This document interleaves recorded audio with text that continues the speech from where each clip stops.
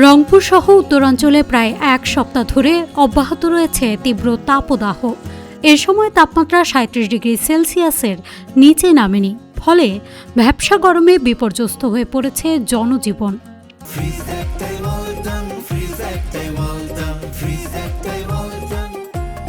গরম ভাই প্রচুর, এই আধা ঘন্টা থাকা যাইতেছে না। ধান কাটলে আর ভুট্টার বাড়ি কাটো, এই ছায়ার মধ্যে দৌড়া লাগতেছে। পানি আবার ফের গরম বেশি, হ্যাঁ দুনিয়া ধ্বংস। ওই যাও ভুট্টার বাড়ি নাই, মরিটরির একটা ছাপ, গরু ফিট বানা লাগতেছে নাকি। কাজ করতে পারতেছে আধা ঘন্টা, এর বেশি করা যায় না ভাই। প্রচণ্ড রোদ ও তাপপ্রবাহে কৃষক, শ্রমিক ও দিনমজুররা সবচেয়ে বেশি দুর্ভোগে পড়েছেন। মাঠে কাজ করতে গিয়ে কৃষকদের ঘন ঘন বিশ্রাম নিতে হচ্ছে, আর শ্রমিকদেরও কমিয়ে আনতে হয়েছে কাজের গতি। ভুট্টা গাছ মারা যাইতেছে, প্লাস আমাদের ধান ক্ষেত নষ্ট হইতেছে। এখন আমরা ঘরে বসে থাকতাম, বাড়ির কাজ কাম করতাম, কিন্তু তাও পারতেছি না। এগুলো নষ্ট হয়ে যাইতেছে, এগুলোকে উদ্ধার করার জন্য বাড়ির কাজ বাদ দিয়ে আমাদের মানুষের কাজ করা লাগতেছে বর্তমানে। কারণ এগুলো তো বিপদে পড়ে গেছে, এগুলো যদি উদ্ধার না করি তাহলে তো আল্লাহ তাআলার নিয়ামত নষ্ট হয়ে যায়। যার কারণে আমরা চেষ্টা করতেছি, এখন যে চেষ্টা করব আধা ঘন্টাও কাজ করতে পারতেছি না। এখন এত পরিমাণ বৃষ্টির গরম পানির, যে আধা ঘন্টা যে কাজ করব, শরীর মনে করেন যে একদম নাজেহাল অবস্থা। আবার গাছের নিচে এসে বসে দম নেওয়া লাগতেছে।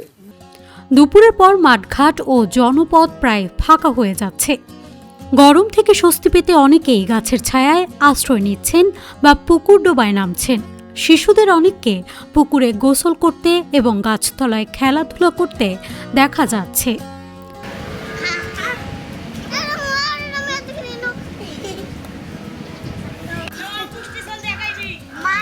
এই প্রচন্ড গরম পড়ছে, তো আরামের জন্য এই পুকুরে লাফ দিছি।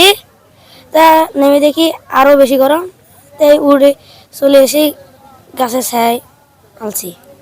গরমে গোসল করতে নামছি আরামের জন্য, কিন্তু পুকুরে নামেও যদি গরম হয়, গরম লাগতেছে, সেজন্য আবার ছায়ায় বসে আছি। পুকুরের পানিও গরম খুব। স্কুল শেষে বাড়ি ফেরার পথে শিক্ষার্থীরাও ছায়া ঘেরা স্থানে কিছুক্ষণ বিশ্রাম নিচ্ছেন।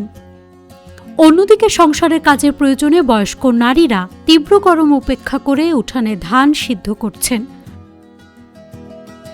এখন জুন মাস শুরু হয়েছে, জুন থেকে সেপ্টেম্বর পর্যন্ত এই সময়টাকে আমরা বর্ষা মৌসুম বলি, বর্ষাকাল বলি, একটা মনসুন সময়টাকে বলা হয়। এই সময়টাতে সাধারণত তাপমাত্রা যেমন বাড়ে, ঠিক তেমনি বৃষ্টিপাতের পরিমাণও বেড়ে যায়।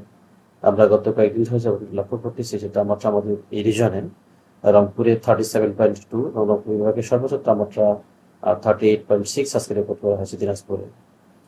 এই যে তাপমাত্রাটার পরিমাণটা, এই সপ্তাহ সাধারণত এই সময় এমনটাই থাকে বৃষ্টি না হলে। যখন বৃষ্টি হয় তখন এই তাপমাত্রাটা কমে যায়। বৃষ্টি না হলে এই সময়টাতে আরেকটা বিষয় যেটা ঘটে, যে তাপমাত্রা বাড়ার সাথে সাথে ভ্যাপসা গরমটা বেড়ে যায়, যেখানে মানুষের নাভিশ্বাস উঠে যায়, এবং এই সময় হিট স্ট্রোক এবং ডিহাইড্রেশনের পানি শূন্যতার পরিমাণটা বেড়ে যায়। এখন যে অবস্থাটা চলমান রয়েছে, এই অবস্থাটা আজকে পর্যন্তই শেষ হয়ে যাওয়ার সময় সবচেয়ে বেশি। আগামীকাল থেকে বৃষ্টির পরিমাণ গ্র্যাজুয়ালি বাড়বে।